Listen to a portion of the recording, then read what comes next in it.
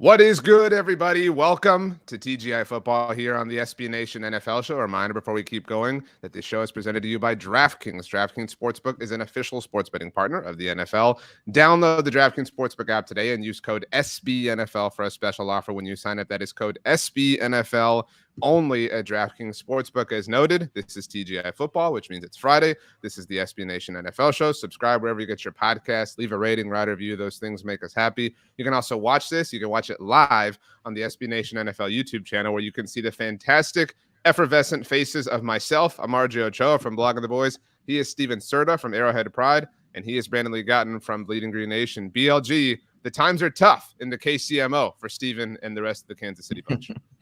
The Kansas City Chiefs may never win a game ever again, people are saying. Yeah, they're the worst team in the NFL right now. Stephen, you woke up in Armageddon after the Detroit Lions shocked the world, seemingly, although not NFL Twitter, on Thursday night. Always a confusing thing. Not Thursday night football, technically Sunday night football on Thursday night on NBC, presented by YouTube TV, also available on NFL Plus. The truest indication that the NFL season is back. We're going to, of course, preview all the games to come. We're going to get to our pick 3 segment, but we have to discuss the game at hand. And Steven, no one knows it better than you do. Once again, the Chiefs falling on the night that they raised their banner, 21-20. Jared Goff is undefeated against Patrick Mahomes. Yeah, I don't know what the deal is with that. I don't know.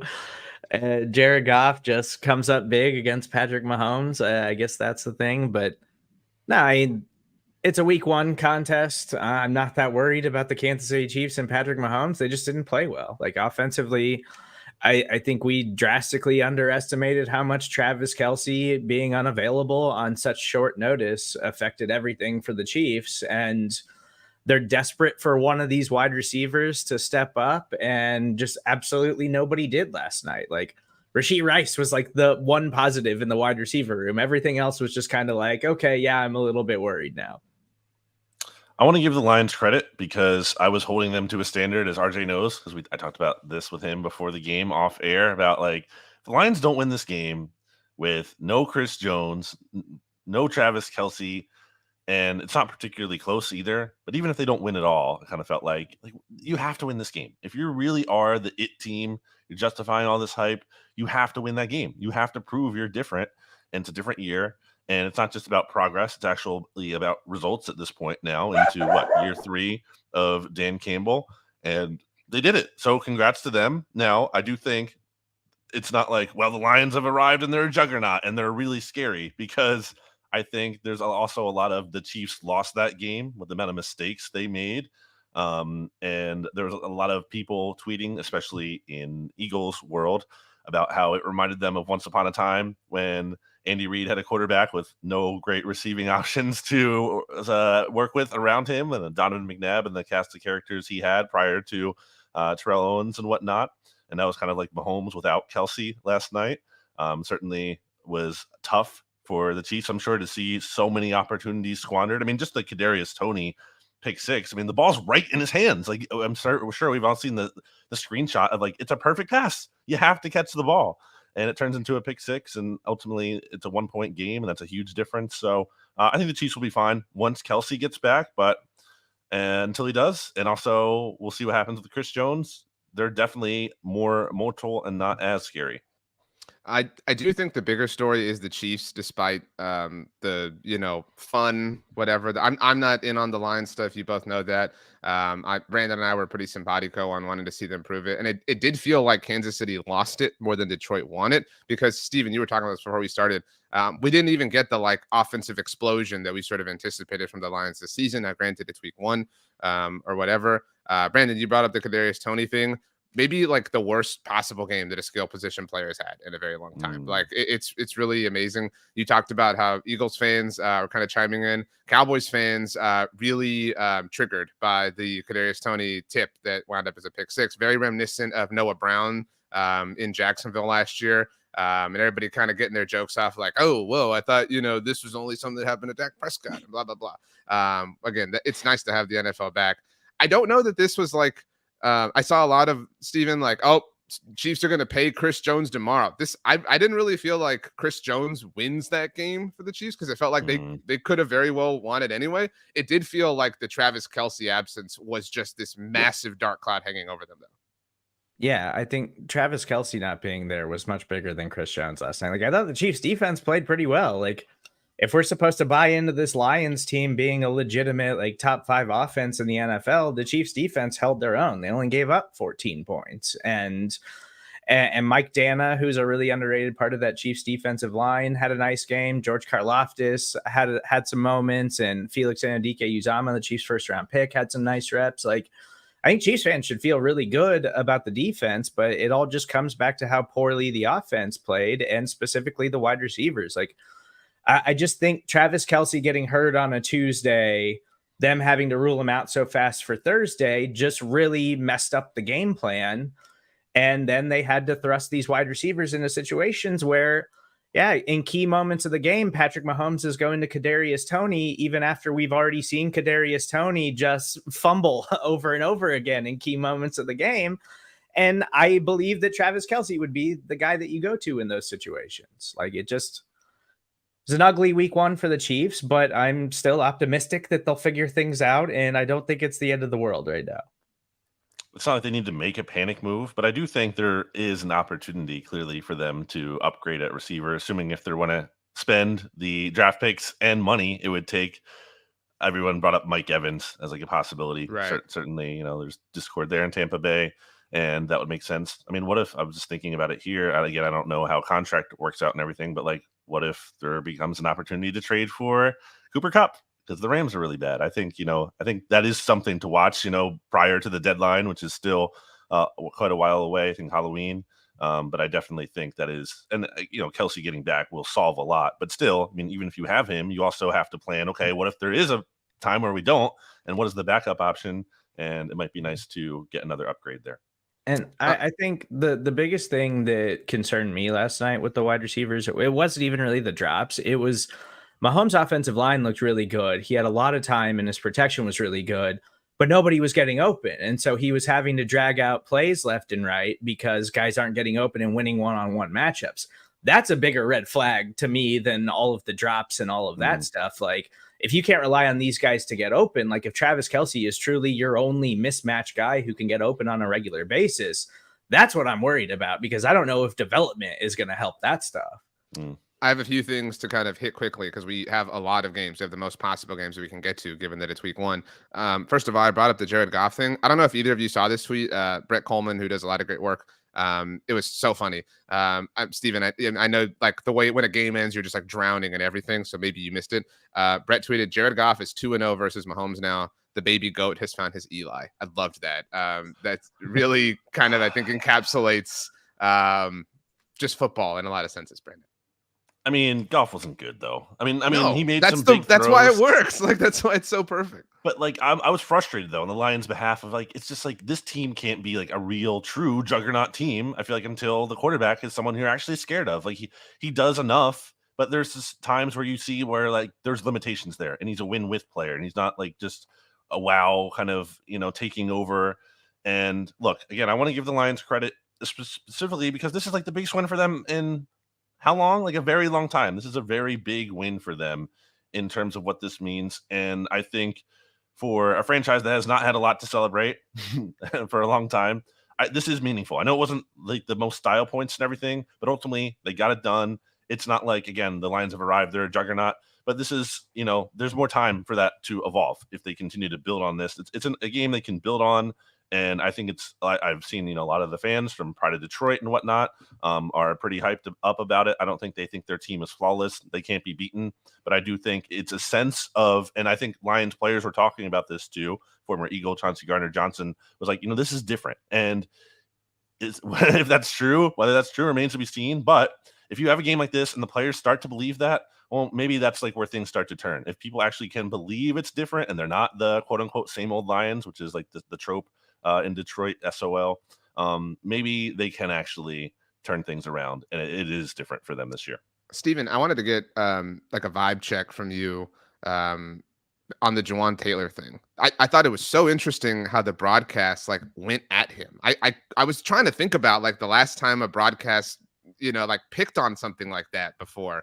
And I couldn't, nothing came to the mind, my mind at the top of my head. It also sparked this debate over what is and isn't a false start. And then it became an argument about where he was lining up and things like that. I loved Chris Collinsworth's line about him lining up at slot receiver. Like, it was just like this really, again, it was such a great, like, football's back. Like, we can obsess about these tiny thing moments. Are Chiefs fans bothered? Are they upset? Are they defensive? Like, what is the vibe here?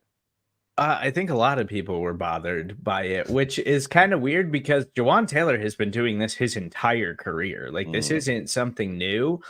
It's just that he was playing in Jacksonville before, and so it wasn't brought front and center on the NFL stage the way it's going to be for the Kansas City Chiefs. But like, he doesn't get flagged for it, and if he doesn't get flagged for it, exploit it. Continue to do it. I don't care. I don't think it's cheating if you're exploiting a rule and getting away with it. Like, if they want to enforce it and start throwing flags every time he does it, then he's going to have to change things up. But until then, I don't have any issues with it. Yeah, Lane Johnson gets criticized a lot for that too. I don't know if it's different at all. It seemed weird to me that Taylor like shakes his knee a little bit too. That seems like a little kind of like maybe that's crossing the line to me, because it's like you can't, be like moving a body part and like potentially luring a defender with that. It's kind of very quick. It happens very fast. So maybe that's too subtle. But yeah, I definitely, having lived through that with the Lane Johnson of it all, even Jason Peters back in the day used to do that a lot too. I think there's something to like offensive tackles knowing they can get away with that. And those are good players you name too. That's not just like, guys who aren't any good. So clearly there's some level of like, there's an art to that, I think, and they're not getting called for it. Last thing, because we do have a lot to get to, something I wanted to bounce off of both of you. Stephen, a few weeks ago, when Brandon and I were arguing over Mike McCarthy and Nick Sirianni, I brought up how people used to say that Andy Reid was horrible at clock management. I know you certainly recall that. And a lot of benefit of the doubt is gained when you win Super Bowls, right? Like, so like nobody's here to say like Andy Reid sucks. But the end of this game was so horrible. I don't think anyone understands why the Chiefs handled it the way that they did, other than that maybe Mahomes was insistent on going for it, which, we kind of saw unfold. But the decision to go for it on 4th and 20 and then 4th and 25, amazingly, after the false start was finally called, it was just such poetry that's when the first false start was called against Taylor. Are people upset with the way Andy Reid handled the end of the game? Sure, but this is nothing new. Like, Andy Reid has been bad at clock management his entire time in Kansas City, but when you win and you have Patrick Mahomes, it covers up a lot of things. Like, it's like when the Chiefs had Jamal Charles. Jamal Charles was near the top of the NFL in fumbles like every year of his career, but he was so incredible, nobody ever talked about it, and nobody was ever like, Jamal Charles needs to secure the football and stop fumbling. We didn't talk about it because Jamal Charles was incredible, and it was like, fine, he's going to fumble it every now and then, but he'll still have 150 total yards and a couple of touchdowns, and it'll be okay. Like, it's exactly what it is with Andy Reid. Like, the short yardage stuff, that's been going on for years. I saw a lot of people blaming Matt Nagy for that. Andy Reid has been doing that for years. They don't quarterback sneak it anymore. Everyone knows what the Blake Bell formation is, and no one is fooled by it, but Andy Reid keeps doing it on 3rd and 1, and it's not going away. It's incredibly frustrating.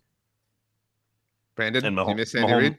Well, Mahomes got hurt like that last year, right? That was like the big thing. He got hurt on the sneak, so they kind of went away from that. But, I mean, my good friend Jimmy Kempski, who I was BGN Radio with, pointed out on Twitter, it's just, okay, the downside of not getting it on the sneak, though, other than the injury, is like you're still there. You're still there pretty much, and you can go for it on 4th and 1 or whatever. You're not losing yardage, which they did on that play. The upside, not the downside.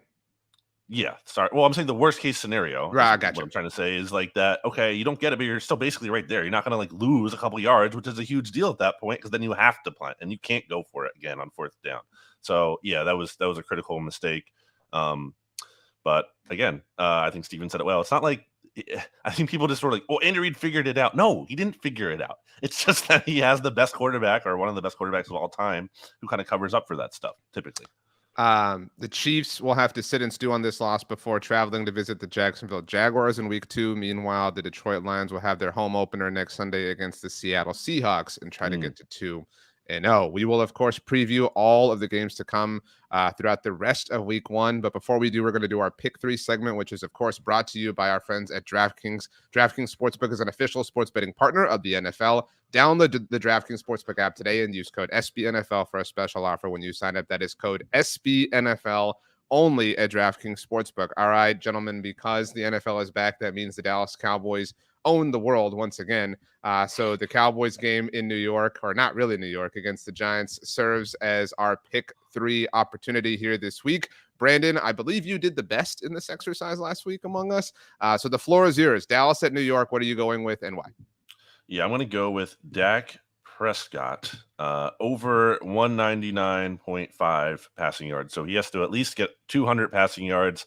That's not really the highest bar to clear.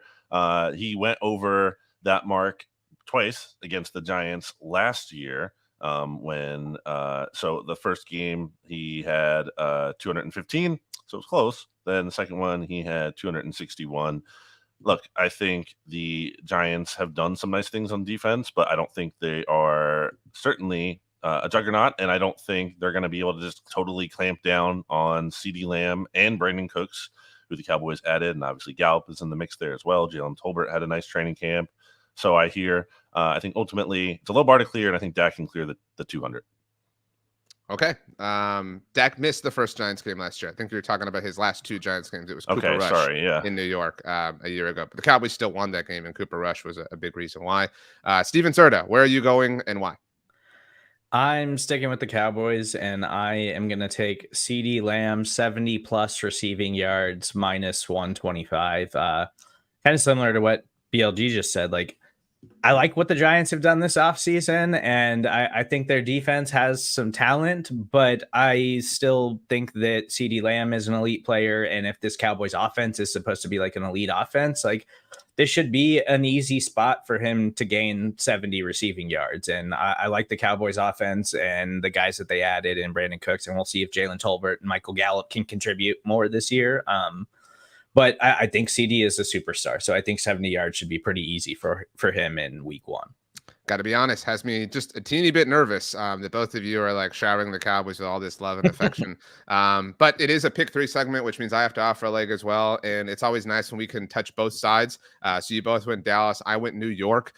You both talked about the changes and the modifications the Giants have made over the offseason. Darren Waller kind of headlines that. And this feels like an opportunity where there's going to be a lot of opportunities. The Giants didn't trade for Darren Waller to not, focus on him entirely. So I'm taking Darren Waller as an anytime touchdown scorer, the longest odds of any of our props at plus 200. Again, I think that they traded for Darren Waller for those moments down in the red zone. All due respect to Jalen Hyatt, that's not really his thing. He's more of a deep threat. I think when you get down close, you're looking for the biggest body you can possibly find. And Darren Waller, I think, has a chance to score in this game. And that's all that has to happen. So all told, that takes us to a grand total. If you line up this pick 3 segment or, slotment over at DraftKings plus 400. So Brandon, can you tell us what that means if I bet $1? If you bet, well, let's say 10. Because 10 is it's a more fun number. I mean, you got do a lot deeper pockets than I do. Okay. Well, I mean, the minimum deposit on DraftKings is $5. Obviously, you could spend one of those $5. But anyway, I'm going to say 10, and that would be $50, a payout of $50. So profit of $40, though. Sure. Yeah, total payout of 50. You're betting 10. Okay. So, yes. Stephen, what would you do with the $50?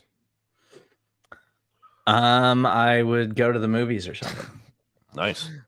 I'm not shocked. I think that's good enough for one movie these days, and popcorn and a drink. Okay. Thanks again to DraftKings for sponsoring us. If you make this bet, let us know. Tweet at us. We would love to see it, and we would love to support you. Okay. So we might as well talk about this game since we just did our pick 3. A reminder, because this is our first regular season episode of TGI Football, that we each have a lock of the week.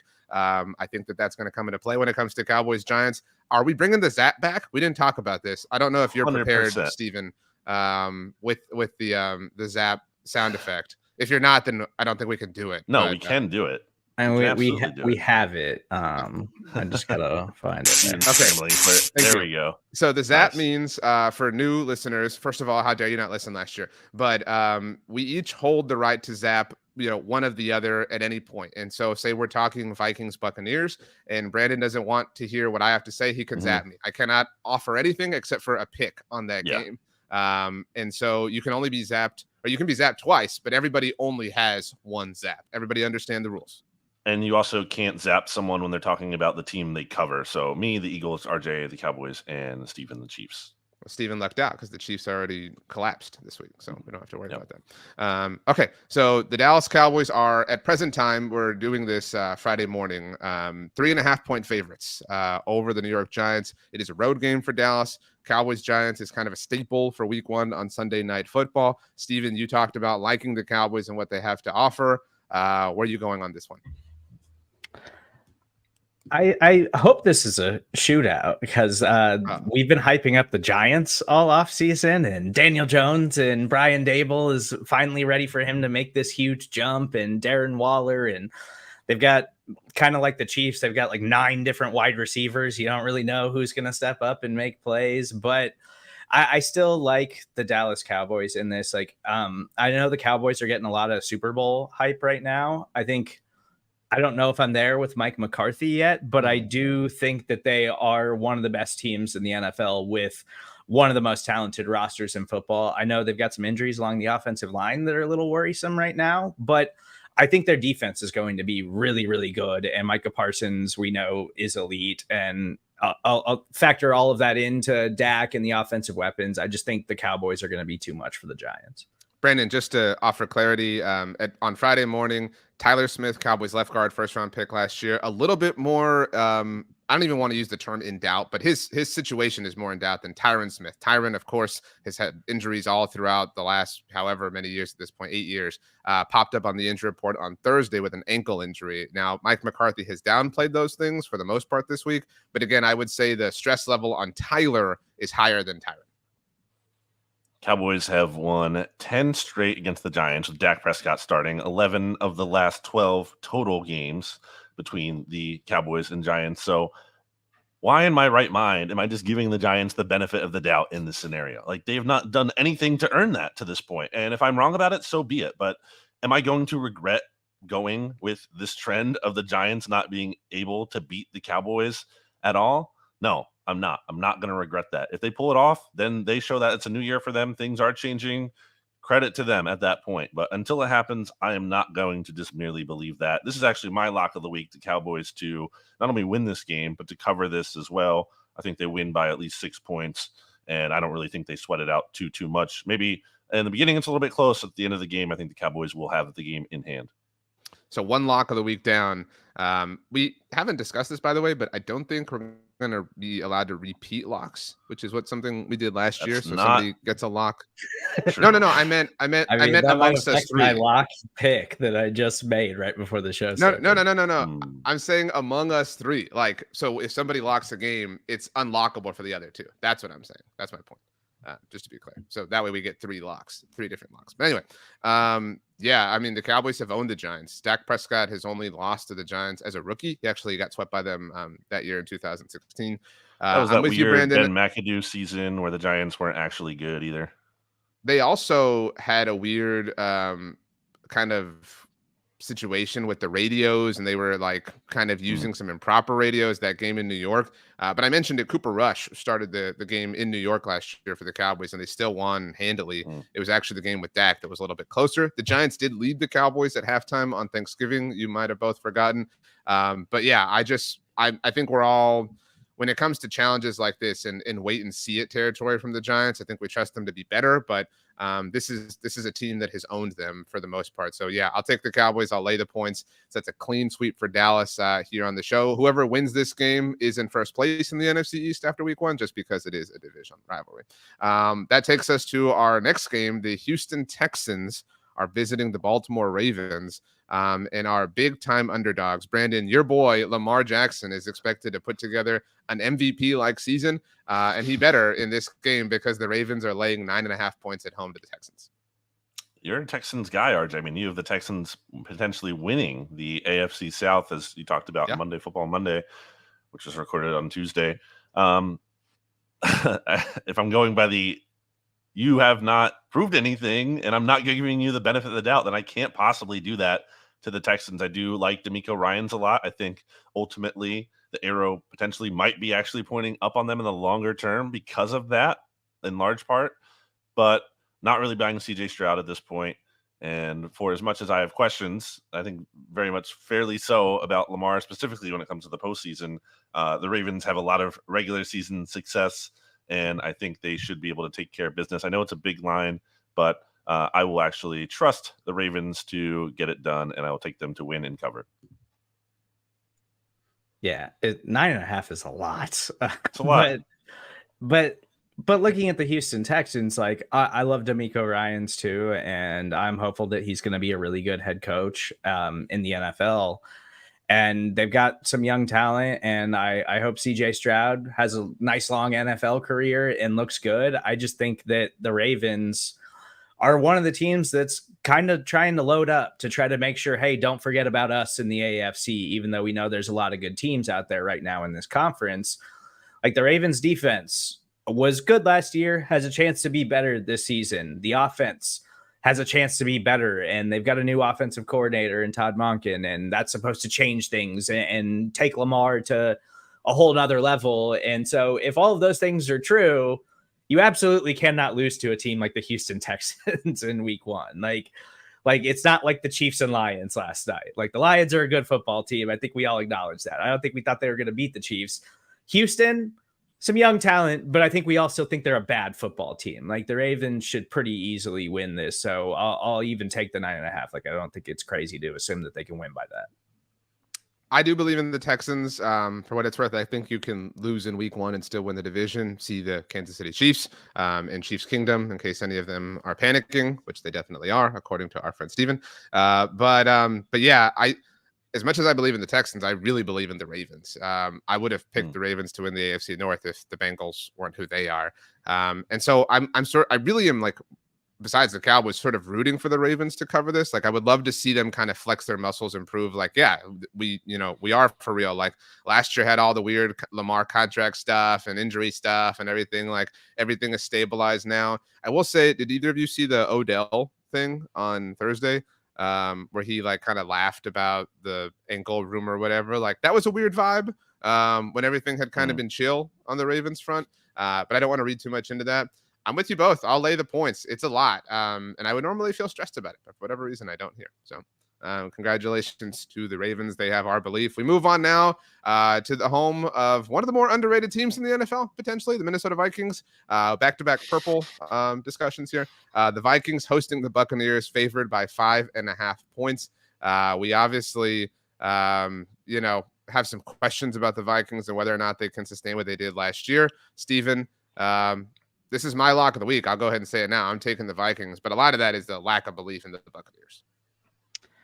Yeah, I think it's a pretty easy win for the Vikings. And I'm not totally in on the Vikings. Like, I don't think that they've gotten better compared to last year. And they were, the come from behind team last year, the one possession team that like wins all these coin toss games. And they're still talented. I just think that Tampa Bay is going to be bad. And I know, like, obviously Brady not being there and they've got Baker Mayfield, but you kind of want to be like, well, Tampa Bay still has a lot of those same players on the defense. So the defense could still be good. But like year over year, defense is really hard to carry over. And those guys are getting older. Like Shaquille Barrett's coming off of an Achilles injury. So I'm not really willing to buy into Tampa Bay's defense either. And then the Mike Evans thing and the Chris Godwin stuff, like, the Vikings are just the superior team. Like they've got the far superior offensive talent, and you just assume they're going to be able to put up points. And I don't think Tampa Bay is going to be able to do much about it. I feel like the Buccaneers might be that team in the mix for the number one overall pick that could most benefit from like getting Caleb Williams, as opposed to like, I don't know that he's making the difference for the Cardinals, who I think are in bad shape in a lot of ways. And some of the other teams in the mix there, like the Texans seemingly might have their guy, at least in their mind. The Colts also in that boat. Rams, you could also say, but I don't know. It seems like they're kind of on a longer path. So it would be nice for them if you could go from Tom Brady, okay, you have one down year, then you have your new guy. But I think that is in the cards because I think they're going to be really bad. And also, for as much as I think Kirk Cousins is the worst quarterback to have in the NFL. Not the worst quarterback himself, but the worst one to have. He does beat up on the bad teams, loses to the good ones. Bucks are bad. He'll beat them. Yeah, the Bucks are back to like relegation. You know what I'm saying? Like they're the Leicester City of NFL teams. Like they won the Premier League and it was this great story and everything. And now it's like, well, nobody really cared about you, to begin with. So okay. Wow, we're all in agreement here. Maybe this game will offer a bit of a difference. The Pittsburgh Steelers are opening up a season with some interesting expectations with a date against the San Francisco 49ers, who now have the highest paid defensive player in NFL history, with Nick Bosa making his return after getting the deal done this week. San Francisco favored by 2.5 points on the road, Brandon. I'll say I'm going to take the Steelers to win. So that means they cover. I feel less great about that than I did earlier in the week, obviously, in light of the Nick Bosa return. But this is one of those like games to watch, I think. I was tempted to go with this as my lock of the week. I think if I wanted to go for style points as opposed to safety, I think I would have gone with it. And obviously, there's better value here with the Steelers. If you want to go, let's say, like the Steelers money line because they're underdogs. Yeah, I mean, I think 49ers have had a bad vibes offseason. It's recovered a little bit with re-signing Bosa, but still, there's a lot of just weird, not good energy that's been going on. And I like the Steelers a lot. I think they're ready. We talked about this, I think, in previous episodes. I think they're ready to. They're that team that the people think everyone thinks the Lions are. Kenny Pickett is a quarterback. Everyone thinks Justin Fields, like his progress that he's going to make. I think the Steelers should be favored in this game. I think the 49ers are getting way too much benefit of a doubt for a team that is trotting out a quarterback who is still very much an unknown in Brock Purdy.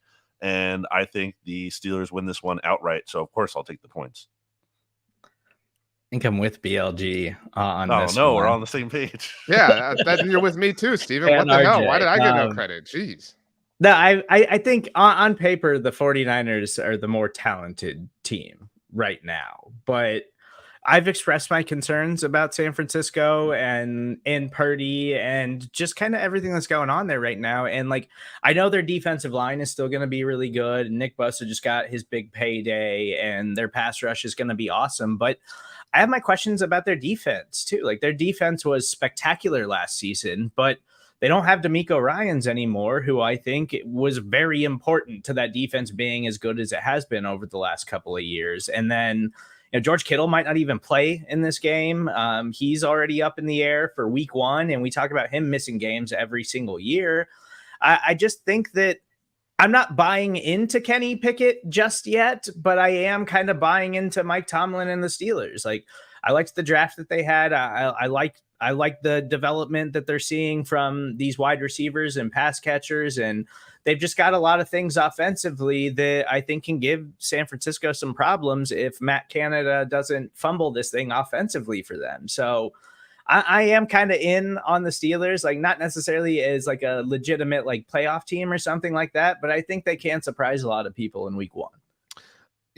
You brought up several good questions about the Niners, Steven. You didn't even mention Brock Purdy, right? Like, I think we all agree it's very, very, very possible that Brock Purdy played the best football of his life a year ago. And so without George Kittle, like at a certain point, I'm not trying to say like the clock strikes midnight and everything returns to like pumpkin form, but like that is a big bet. And as toxic as things feel, I think among Chiefs fans right now, the fan base that has the highest likelihood of getting like into pitchfork mode after week 1 is the Niners. If Brock Purdy turns out to not be so great on Sunday and they lose at Pittsburgh, although they did lose last year in the opener in Chicago as well. But I don't know, Brandon, you seem to believe in Pittsburgh. We all believe in Pittsburgh. So that's a good thing. Mike Tomlin as a home underdog. 13-5-2 against the spread. That's very, very good. 72% cover rate, and he's 12-8 straight up in those games. 60% win rate. Like those are very good numbers as a home underdog. I would not bet against Mike Tomlin as a home underdog. The Indianapolis Colts are a big time home underdog. 5-point underdogs at home against the Jacksonville Jaguars, rating AFC South winners. It is the debut of Anthony Richardson. There is, of course, no Jonathan Taylor there, et cetera, et cetera. I saw a great post at Big Cat Country. I don't know if you guys saw this. It was like satire. It was like the Jaguars denied the Colts trade request of Jonathan Taylor for Trevor Lawrence and a key to the city of Jacksonville. But Stephen, you are feeling very confident in the Jaguars picking up where they left off last year. Yeah, and this is actually my lock of the week, and Wow. I think this should actually be more. Like, Houston's given up 9.5. Like, I think this should be higher. I'm not really sure what we think we're getting in the Colts. That this game should only be 5 points. The Colts have one of the absolute worst secondaries in the NFL this season, and their defense just generally is really lacking in talent and is not going to be very good. And then offensively, like, yeah, I really like Anthony Richardson, and I think he's going to be dynamic and fun to watch, but I don't trust anything else on the offensive side of the ball for them. And I don't really trust Anthony Richardson until I see him do something, because I'm not confident they're going to be able to run the football. I don't really trust any of their pass catchers all that much. And I just think that Jacksonville is really good. Like, I think Jacksonville is primed and ready to take that next step to being like a legitimate contending AFC team, because I have that much faith in Trevor Lawrence and Doug Peterson. We'll see if they can put it together defensively this season, more so than they did last season, but their offense has a chance to be one of the best offenses in football. And I am all aboard the Jacksonville Jaguars train. Yeah, I got to see Anthony Richardson when the Colts came to town to have a joint training camp practice against the Eagles, and I think it's clear that he needs time. This isn't a guy who's ready to. He might make some highlight plays here and there as a rookie, but the consistency I don't think is going to be there at all, and that's not shocking. That's the book on him. He needs time to develop. I think there was kind of a noticeable difference when you saw Gardner Minshew, who certainly is not a long-term answer, but gives you more consistency and a higher floor than Anthony Richardson, but also a much lower ceiling. But I think that there's such a big gap between Anthony Richardson's ceiling and a very low floor. And part of it's not like his fault. He's not surrounded by a great support system around him. So I just think there's going to be a lot of bumps along the way for Anthony Richardson, and I will take the Jags and Doug Peterson to cover. I agree with everything y'all are both saying, but I think it's week one. So we've all had a very long time to form and come to terms and agree on a lot of opinions. I think the true division starts maybe Monday morning, but I think Anthony Richardson could offer an incredible fantasy season while the Colts are just terrible, right? Like that's kind of what this has the makings of. This game has the single player I'm most interested in watching across the league in Calvin Ridley. I think we're all really anxious to see what he looks like. Everybody saw the TikTok of him and Zay Jones back to back and whatever. And it does kind of smell like, at halftime, he's got like 4 catches for like 126 yards and 2 touchdowns or something. And everyone's like, oh my gosh. And the Jaguars hype takes off to a different level. So another clean sweep. I don't think we don't have any disagreements yet, right? To any, wow. any point. Very exciting. Next up, the Battle of Ohio, I think is the official name for this. The Cincinnati Bengals visiting the Cleveland Browns and 2-point favorites in the process. We didn't talk about this when we were talking about the Chiefs because we were courteous, but the Bengals were not. Actually, right after kickoff on Thursday night, it was announced that Joe Burrow, now the highest paid player in NFL history, $55 million a year, $219.01 million of that, or of his total contract guaranteed. Joe Burrow continues his ascension to the top of the football universe, given everything that he's done and performed with over the course of the last few years. I'll take the Bengals. I almost locked this up, Brandon, but I was a little bit stressed out about the Burrow calf thing. It does seem like all is well in that sense entering Sunday. Yeah, we're kind of flying blind a little bit with that. Don't know the exact, situation, but I think we can give him some benefit of the doubt being as good as he is, and not going to give that to Deshaun Watson, who, by the way, again, another player who came to Philly for Eagles training camp practices and was not really impressed with them. Didn't look good to me. So I'm not going to bet on him. I do buy the Browns defense. I do think that's going to kind of keep them afloat this season or give them some kind of floor. I do buy Jim Schwartz making a difference for them and the talent and the pass rush that they have. So if this was, a bigger line, I would consider taking the Browns to cover it, but only 2 points. I mean, I'm just going to bet on the quarterback here, and I will certainly not regret betting on Joe Burrow, and I would if I was putting faith in Deshaun Watson. We're just going to agree on everything in week one, I guess. I'm not taking Cleveland, and the Bengals, even with the Joe Burrow thing, like I think Burrow's going to be fine. If there was any worry, I don't think they would put him out there in week 1. And I think they could still possibly win this game if Joe Burrow couldn't play, because I'm really not in on the Browns. And it's, personal feelings aside for the Cleveland Browns. I just don't think that they looked good in the preseason. And I know they weren't playing a ton of starters for the majority of that, but they did in their preseason game against the Chiefs. And if you follow the Browns and all of the beats that report on this team, like they've talked about how much they've struggled throughout training camp and how bad Deshaun Watson has looked. And I feel like they intentionally played all of their starters like well into the first half against the Chiefs to like make people think that they were better than they are going against 2s and 3s for the Kansas City Chiefs. Because even Deshaun Watson in that game, though, and I think he threw a couple of touchdown passes, he didn't look particularly good. He was just going against second and third stringers for the Chiefs. Like, I'm just not buying into the Browns at all. And I know they've got some talent, but I'm not in on Deshaun Watson. Like, I think that he might not just ever be that guy again on the football field. And I just think the Bengals are a more talented team and a team that's not going to lose to someone like this Cleveland Browns team in week 1. Joe Burrow is the only quarterback that I am more scared of in a very certain sense than Patrick Mahomes. Like I'm if I had to rank the dude I'm most fearful of in 99 out of 100 ways, it's Patrick Mahomes. But Joe and Brandon, I know you were first on this point like a year ago, but Joe Burrow, like that, he is a killer. Like I am very scared of He's the only Joe quarterback Burrow. who can has proven to regularly beat Patrick Mahomes, right? Well, Jared Goff is too. I mean, you know what I mean, but like actually like legitimately outshine him. Yeah.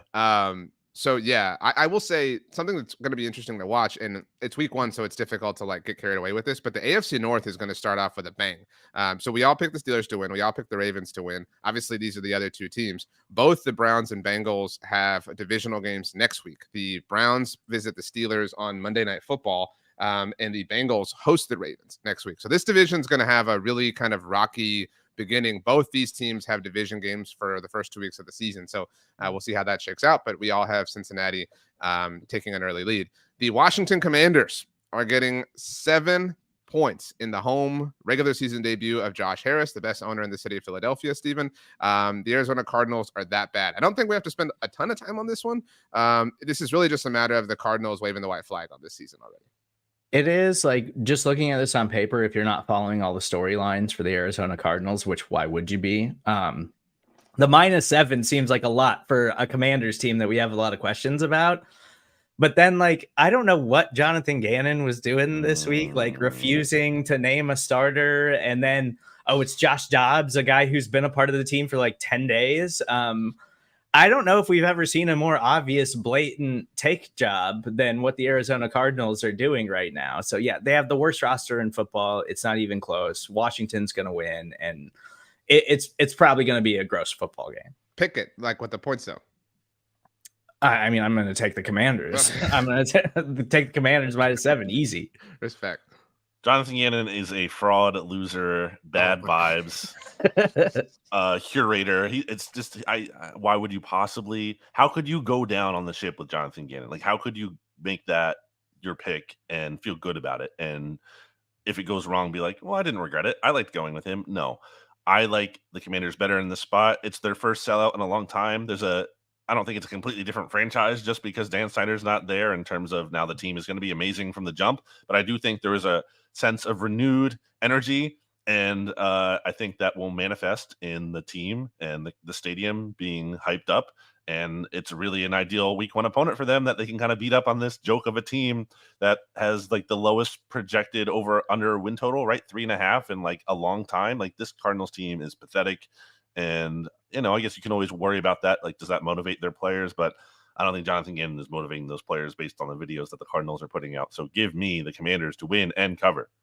I don't think it's easy to be the front man for a tank job, especially when it's this obvious, to your point, Steven. You just have to hope that it's all going to be worth it. But, man, that is such a difficult thing to assign your kind of fandom towards. So, tough scene for the Cardinals. Very quickly, I wanted to shoehorn this in there. I just saw this. I don't know if either of you did. This is a tweet from Steve Reader. Avoid the VIG is the Twitter handle with regards to the 4th and 25 play for Kansas City. The tweet says, "Hear me out. Kansas City should have stepped out of bounds on their own 9-yard line." Have you heard this take, Stephen? I saw the tweet this morning. Yeah, Brandon. The point here is, if they do, the Lions can't milk the clock because there's still too much time. Yeah, left. I saw this. I saw someone say That's really interesting because Detroit was only up by 1 point. I kind of like that idea. I mean, Andy Reid would never. Yeah, no one would ever do that. The counter too is that they, the Chiefs could, or the Lions could get a touchdown there, go for 2, and then they're up 9. That's fair. Okay, so the New Orleans Saints are 3-point favorites at home, kind of a true home field advantage in the Superdome. Once upon a time, the most difficult place to play in the NFL. The Tennessee Titans coming to town. I actually think this could be the spot where we maybe all finally go some different directions. I'm going to take the Saints, and I'm going to lay the points.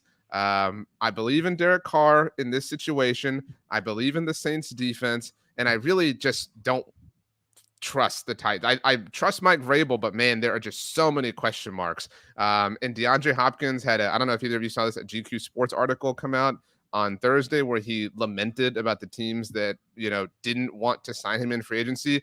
Bad vibes there to me. Doesn't feel great. I'll take the Saints. I'll lay the points. Steven, what say you? I'm with you. You convinced me a couple weeks ago on this show that I am just all in on the New Orleans Saints, I guess, because they've got a very favorable schedule. And I know the Titans are generally just like a plucky team. Like they always give you tough games and they're always ugly games to watch. But Mike Vrabel, I think, is a good coach, but this Tennessee team just doesn't have very much talent. Like most of their talent's on the defensive side of the ball. And I think New Orleans just has enough offensively, even without Alvin Kamara. And it seems like Jamal Williams is going to be like the only running back that they have available against the Titans. But I just think that the Saints are the superior team and this should be an easy win for them. So I'll take them in the points. BLJ. We talked about, that Titans like toughness to that identity. I mean, Vrabel definitely deserves a lot of credit for that. I think he's a good coach, but who also deserves a lot of credit for that is Derrick Henry. Like Derrick Henry to me is the Titans and he is that identity. Like he is the identity of their team. And he seems to be the exception in terms of running backs who can, handle these big workloads and still be fine, but he's only getting older. He's only like coming off another big workload of a season. And it's going to run out at some point. It's not going to be effective. And here's the thing. This is probably the worst offensive line he's ever had to work with. It might be the worst offensive line in the NFL. Can you name a starting offensive lineman for the Tennessee Titans? No. I got nothing. If you look at like various offensive line rankings around the NFL, you'll see the Titans dead last. So they have Andre Dillard, who was a backup for the Eagles and was a bust before kind of rehabbing his career a little bit as a okay backup. They have Peter Skoronski, who people liked a lot in the draft, but he's still a rookie starting at left guard. They have Aaron Brewer at center. They have Daniel Brunskill at right guard, and they have Chris Hubbard at right tackle. That is not exactly a who's who of offensive linemen. So, there's a quarterback playing behind them who isn't necessarily, Ryan Tannehill is athletic, but he's not a guy that's, like Lamar Jackson, Jalen Hurts kind of, going to make a ton of plays and avoid pressure like that. So, I am not going to bet on that. I think the Saints have a capped ceiling the way the Vikings have a capped ceiling here, but they do have a favorable schedule this year, and this is one of those games they will win this game.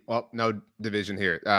What a boring show. The Atlanta Falcons are 3.5-point favorites at home against the Carolina Panthers. Bryce Young making his NFL debut. We all like the Falcons skill position players. It's just a matter of Desmond Ridder.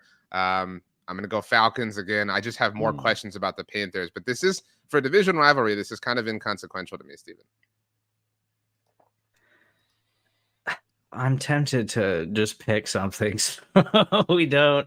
We still have several games to get on to all of this. It's some of the better ones. So got to go with your heart. I like Bryce Young and I like Frank Reich and I want to be optimistic about the Panthers. Their offensive line just looks so bad in the preseason. And we already have the questions about Bryce Young and his size. And if he's out there just getting killed, and I know the Falcons aren't, one of these teams that has like an absolutely dominating pass rush or something like that. It just looked rough. And then Adam Thielen's hurt. DJ Chark is already hurt. Terrace Marshall's already hurt. I don't know what wide receivers they're rolling into week 1 with on the field. And so I'm too questionable about the Panthers. And I have almost no faith in Desmond Ridder, like being a good NFL starter. But I just think that the Falcons have more talent offensively, like Drake London, Kyle Pitts. I know we're all excited to see Bijan Robinson. Like, I think Bijan Robinson could just absolutely smash in this game. And I think that'll ultimately be the difference. So I'm taking the Falcons as well. Well, I'm going to be the first one to finally not agree with everyone. I'll take the Panthers outright in this game. I like them with the points. They have a lot of talent on defense, or at least like a lot of respectable names. I think they can have possibly a above average good defense even.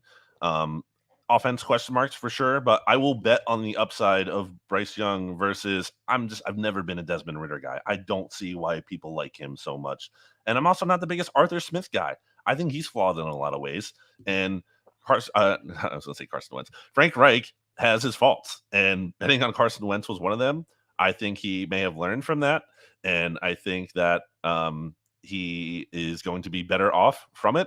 And I will still, for all his faults, take him over Arthur Smith. Give me the Panthers outright, and obviously with the points.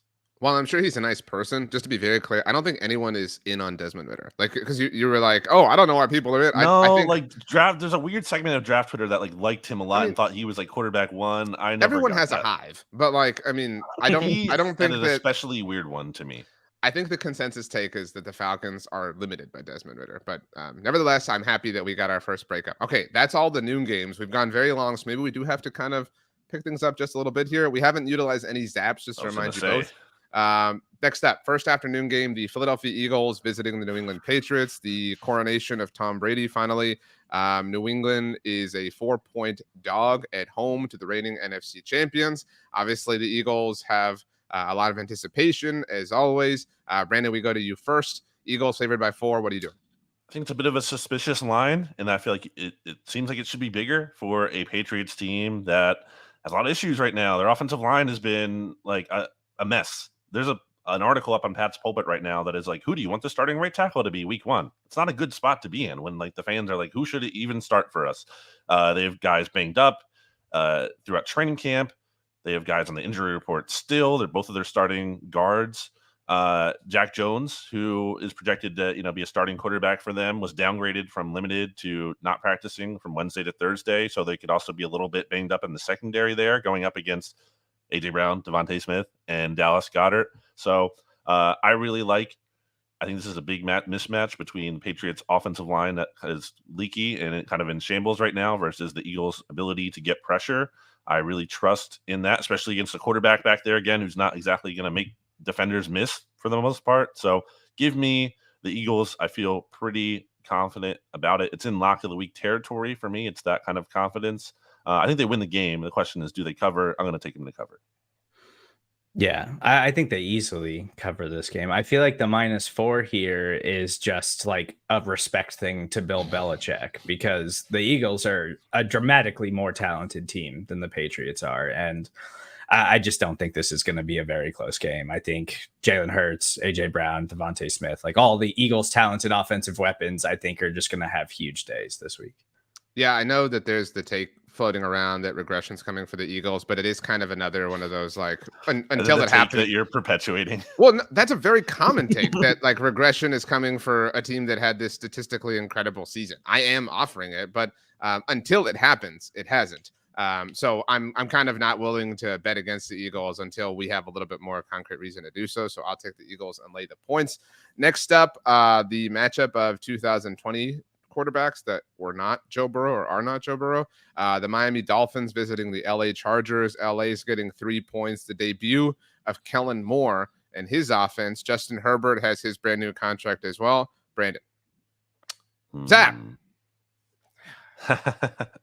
I'll go Chargers -3. Okay, Steven. I also wanted to zap, like in the interest of time. We're going a little bit. Yeah. We had to kind of do this at some point. So go ahead. I am also going to go Chargers -3. The Dolphins offensive line worries me, and no Jalen Ramsey week 1, I think is going to be a problem. So I am in on the Chargers -3. I'm going to take the Dolphins. You're also zap.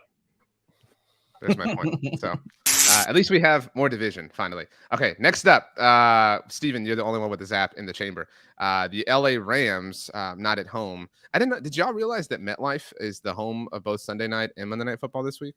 Kind of a funny thing with the Giants and Jets hosting those games. But anyway, the Rams will be on the road at the same time the Chargers are playing in their home building, visiting the Seattle Seahawks. Seattle 5-point favorites in week 1. Geno Smith obviously got the contract, has the belief. Jackson Smith and Jigba looks like he's going to play, Brandon. The Rams, thank goodness for them, the Cardinals exist because they're flirting with worst roster in the NFL territory. It's so bad that Matthew Stafford has no interest in identifying anybody's names.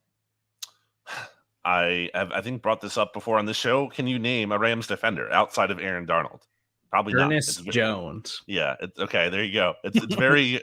And do people know who that is? No, absolutely. Not. I shouldn't know who that is. What jersey number is he, Steven? I have no idea. Exactly. Well, that's out the point. Window. So, I can't possibly take the Rams in good conscience. And I also am high on the Seahawks. I think, again, I've talked about how it's so many young, like rookies and talented players making impacts last year. I think those players can get even better. It's just all comes down to Geno not turning into a pumpkin. And even if he isn't amazing, I still think the Seahawks might have enough talent around him to beat a lowly Rams team. So I feel pretty comfortable taking the Seahawks in this one. Yeah, me too. I think, JSN, we'll see if he plays and how much they're going to use him, but I think he's really talented. I don't think they need him to beat the Rams. This is just a bad football team that's still in rebuild mode. And, maybe Matthew Stafford looks okay after last season's injury woes, but I'm not confident that he's going to be. I just think Seattle is the far superior team. So -5 is easy. It's so interesting. Brandon and I talk about this a lot on the mixtape, Steven. The Cam Akers thing. Like, remember how it was like, he's never playing for this team again. And now there's the Cooper Kupp thing. I think that's a great call about him potentially getting traded, Brandon. I wouldn't even the Rams aren't relevant enough to have bad vibes. You know what I'm saying? Like, they're just weird vibes and awkward vibes and strange vibes. And so, I'll take the Seahawks. I think the Seahawks are going to win the NFC West. So I think we see a good showing here in the season opener. All right, next up, the Denver Broncos. We haven't gotten a single Broncos country let's ride. And I loved that Sean Payton kind of put Russell in his place on all that. But anyway, Denver is favored at home by 3.5 against the visiting division rival Las Vegas Raiders. I'll go first here and say, especially on the heels of Kansas City's. Wow. Got him. It was going to be an interesting point, but anyway, I'll take the Broncos. No, it wasn't. It was. I don't believe in them. Broncos is my pick, though. This was almost my lock of the week, which is weird because I don't have a ton of faith in Sean Payton and the Broncos, but I have way less faith in Jimmy G and Josh McDaniels. Like, the Raiders are a dumpster fire right now. Chandler Jones is just ready to quit on the team. And it's pretty obvious that Josh McDaniels just isn't a cool guy. Like nobody enjoys that dude at all, it seems like. So I think the Broncos will win pretty easily. I just think the Raiders are a bad football team. Yeah, I can't trust the vibes going on with the Raiders right now. And Jimmy G, soon to be benched Jimmy G at some point for the future of the franchise, Aiden O'Connell. But for as much as I don't really buy Russ rebounding, I buy the Raiders even less. Give me the Broncos. All right. Wow. So every week, one of us will get that twice. Tough scene. I guess that was true last year too, but whatever. Anyway, the Chicago Bears. Oh, no zaps here. Are favored by 1 at home, Soldier Field, against the Green Bay Packers. This might be the game with the most questions, Brandon, with the Justin Fields factor in Chicago and DJ Moore, and then the Jordan Love debut, finally moving on from Aaron Rodgers. This is an interesting game in a lot of ways. It might not be good, but it is very interesting at least. Give me the Packers, baby. I'll take the Packers. Again, Justin Fields, prove it to me. Prove to me. There's virtually no precedent that he can even be like a merely like good passer based on how bad of a passer he's been, regardless of the lack of support system. There's just no evidence for that. And certainly that did not help him, but it also was not the only reason he struggled. So I am not, I had a way of thinking about this game that I'm trying to remember that I was going to bring up. I think we're going to learn more about the Packers in this game than the Bears. Like, are the Packers anything? If they are, I think they make this competitive. They hang out. If the Bears come out and beat the Packers, then it's like, okay, I think it's more about the Packers being bad than it is truly about the Bears being great all of a sudden. So I will take the Packers, though, with the 1 point. It's pretty telling, I think, about the Bears' outlook overall that they're I mean, why aren't they standard 3-point home favorites? Aaron Rodgers is gone. Why are they only 1 point favorites against the Packers? They had the worst record in the NFL last year. That would be yeah, but that's like pretty. But like, are the Packers like? Do people love the Packers' outlook? Really? I Like, mean, well, you asked why. Like, that's actually this Steven, line is telling you that the Bears aren't Steven, good. What would the Bears Packers have will to win. do? This is a real question. What would the Bears have to do to like impress you, even if it's mildly? Like, what would have to happen on Sunday for that to be true? Justin Fields go like 25 of 30 for 350 yards. Well, I know you'll be impressed because you're rational when it comes to Justin Fields, but that's why like Brandon has these like impossible expectations of him. He's already like baked in like, oh well, if they win, it's more about the Packers being like bad than the Bears worst being quarterback in a long time. And when it comes to passing, okay, so no answer, Steven. That is my worry, and I am with BLG. I'm not going to absolutely decimate Justin Fields the way that he did because I'm a Justin Fields fan. But I kind of want to pick the Packers here. And you know what? Actually, I'm thinking about it right now. I'm taking the Bears. I'm not taking the Packers. I was talking myself into the Packers, but then I just remembered like Christian Watson, Romeo Doubs, super questionable for this game. Like they might be down to a very, very thin wide receiver core. And these are two of the youngest teams in the NFL that both have a lot of growth and a lot of development to make. Like the reason I'm so hesitant on the Bears, and I love Justin Fields and I want to see him take that step as a passer. He did not look very good in the preseason though. Like a lot of these cut-ups of his pass attempts in the preseason were kind of rough. And the Bears still have a lot of question marks along the offensive line, despite investing in it a ton. Like I still don't feel super confident in it. So I'm going to take the Bears, but it's only because the Packers might have so many issues at wide receiver on Sunday. I believe in the Bears, not to a great degree, but I think that they will take a step this year. I think Justin Fields will improve. I think the DJ Moore thing is really valuable. I think we're forgetting about that. I think DJ Moore could lead the NFL in receiving this year. Like, I'm not saying that would mean the Bears have like 12 wins. Well, do we see, remember, like Eddie Royal? No, he can't. The NFL he is a quarterback who can't pass the ball well. He can't lead the NFL in receiving. I don't know. Do you see DJ Moore's yak in the preseason? Exactly. Like, that's what I'm saying. Like, I will take the Bears. I like that it's almost a pick 'em. But I do think this sends us down. This is a fork in the road for takes and for opinions. And so I'm really interested to see the fallout of all this. So it's going to be fun. That's like this. I know I said I was excited about Calvin Ridley, but like I'm really excited to have an answer on the Bears because if it's more of the same, Brandon, you're right. Like I think that becomes really, really, really loud. It's like, oh, this dude just can't pass, like blah, blah, blah, blah, blah. But that was, I'm not comparing the two, but that was kind of the take on Jalen Hurts before last year, right? And then he blew up. And so I think that was the exception, though. It's not the rule. And I think people are trying to make this the rule. Well, like, that's not the norm. I don't think anyone's trying, but like I think people are wondering if that is lurking. And if it is, then like obviously great for the Bears. But if it's not, then okay, maybe you should have taken Bryce Young, right? So like I'm interested to get more information in that sense. That is all of the games on Sunday. We'll talk more in detail about Monday Night Football on Monday Football Monday. But we can pick it here right now. One sentence each is the rule. Oh, that's right. I forgot about this. One sentence on the Buffalo Bills. So one sentence and your pick. The Bills are favored by 2.5 on the road. Steven. I am a believer in the Jets defense, so I am taking the Jets. Aaron Rodgers has a great debut. Throw Rogan's team wins the game outright. It is going to be so annoying how loud the Jets hype is after they blow the Bills out. All right. Brandon, tell us a fun fact about the Earth, and then we leave. It's round. TGIF.